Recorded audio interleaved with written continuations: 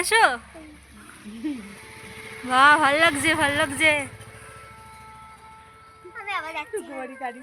তুই কার বাড়িতে যাবে জল আনতে? আমি কি জানবো বলছি দিদি বাড়ি। ও দীপদের বাড়ি, ওই তো ওইটা।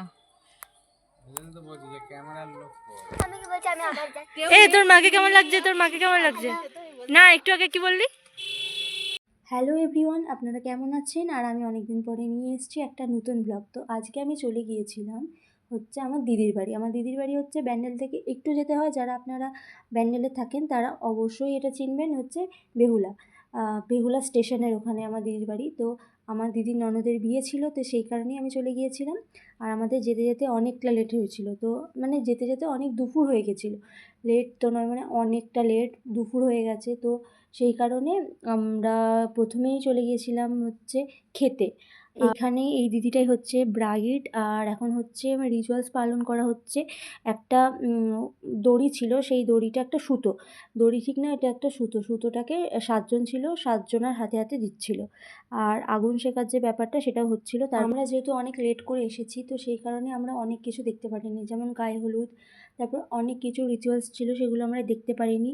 তো যাই হোক, তারপরে এটা একটা রিচুয়ালস পালন করা হচ্ছে। একটা কুলোর মধ্যে অনেক চাল দিয়েছিল, আর ছোট ছোট মাটির ভাঁড়ের মধ্যে সেই চালগুলোকে মানে দিচ্ছিল, আর দিদিটা সেই চালটাকে উল্টে দিচ্ছিল। তো আমি ঠিক জানি না এই ব্যাপারগুলো। আপনারা যারা আমার ব্লগ দেখছেন তারা অবশ্যই একটা লাইক দিয়ে দেবেন, আর শেয়ার করতে একদমই ভুলবেন না। আচ্ছা, ম্যারেজ হলে আসার পরে আমি নিয়ে নিয়েছিলাম হচ্ছে পকোড়া।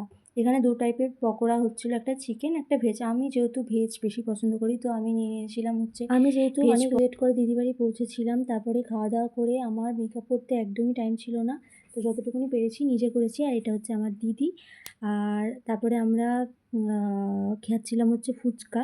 আমার ফুচকা খেতে খুবই ভালো লাগে। কার কার ফুচকা খেতে ভালো লাগে অবশ্যই কমেন্টে বলে দেবে। অবভিয়াসলি মেয়েদের তো অনেক ভালোই লাগবে। যেহেতু অনেক তাড়াতাড়ি লগ্ন ছিল, সন্ধেবেলাতে লগ্ন ছিল, তো এদিকে বিয়ে বসে গেছিলো। আর দিদিকে কিন্তু খুব ভালো সাজিয়েছে, খুব ভালো লাগছিল দিদিকে দেখতে।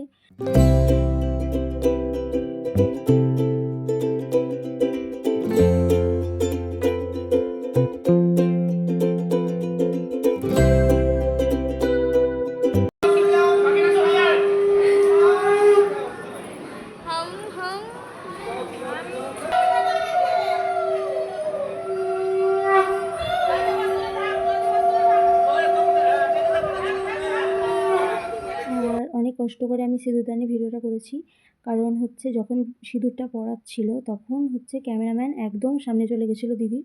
মানে এমন মানে সিচুয়েশন ছিল যে ক্যামেরাম্যান কাউকে আর কি ফটো তুলতে দেবে না, সে একাই তুলবে। তো যাই হোক, তারপরে আমি খেতে বসে গেছিলাম। আর আমার চ্যানেলকে অবশ্যই একটা সাবস্ক্রাইব করে দেবেন।